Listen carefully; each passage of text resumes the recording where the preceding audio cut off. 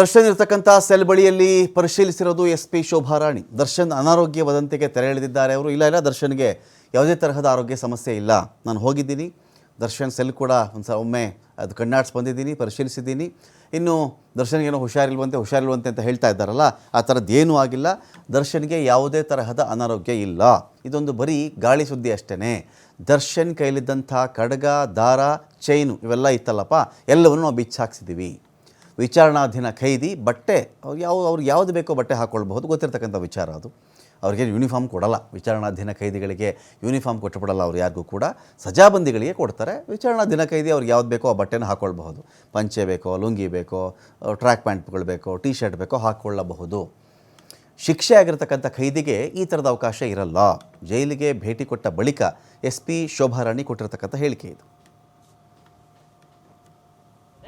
ಅವರು ಬೇಡಿ ಅಲ್ಲ, ಖಂಡಿತವಾಗ್ಲೂ ಅದು ಬೇಡಿ ಅಲ್ಲ, ತಪ್ಪಾಗುತ್ತೆ ಆ ಥರ ಎಲ್ಲ ಮಾತಾಡಿದ್ರೆ.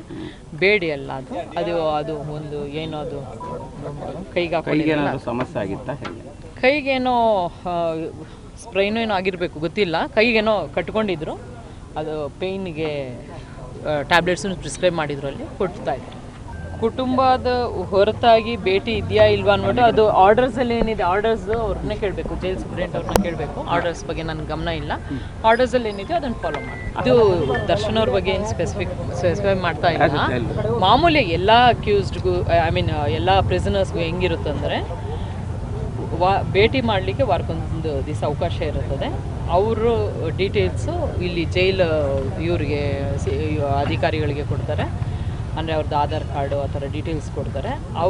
ಅವ್ರಿಗೆ ಕಮ್ಯುನಿಕೇಟ್ ಮಾಡಿ ಯಾರಿದ್ದಾರೆ ಪ್ರಿಸನರ್ಸು, ಅವರು ವಿಲ್ಲಿಂಗ್ ಇದ್ದರೆ ಅವ್ರಿಗೆ ಭೇಟಿಯ ಅವಕಾಶ ಕೊಡ್ತಾರೆ. ಅದು ಮಾಮೂಲಿ, ಅದು ರೊಟೀನ್ ಆಯ್ತಲ್ಲ. ಈ ಕೇಸಲ್ಲಿ ನನಗೆ ಗೊತ್ತಿಲ್ಲ. ಬಳ್ಳಾರಿ ಜೈಲಲ್ಲಿ ಈ ಕೇಸಲ್ಲಿ ಗೊತ್ತಿಲ್ಲ ಅಂದರೆ ಅದನ್ನು ಜೈಲ್ ಆಫೀಸರ್, ಇದು ಪ್ರಿಸನ್ ಆಫೀಸರ್ಸು ಆರ್ಡರ್ಸ್ ಏನಿದೆ ಅದ್ರ ಕೋರ್ಟ್ ಆರ್ಡರ್ಸ್ ಪ್ರಕಾರ ಮಾಡ್ತಾರೆ. ಬಳ್ಳಾರಿ ಜೈಲಿನಲ್ಲಿ ವಿಜಯಲಕ್ಷ್ಮಿ ಅವರನ್ನ ಭೇಟಿ ಅದ್ರ ಬಗ್ಗೆ ನನಗೆ ಮಾಹಿತಿ ಇಲ್ಲ ಮೇಡಮ್. ಬಳ್ಳಾರಿ ಜೈಲಿನಲ್ಲಿ ಒಳಗಡೆ ಹೋಗಿ ಬಂದ್ರಿ, ದರ್ಶನ್ ಅವರು ಇಲ್ಲಿ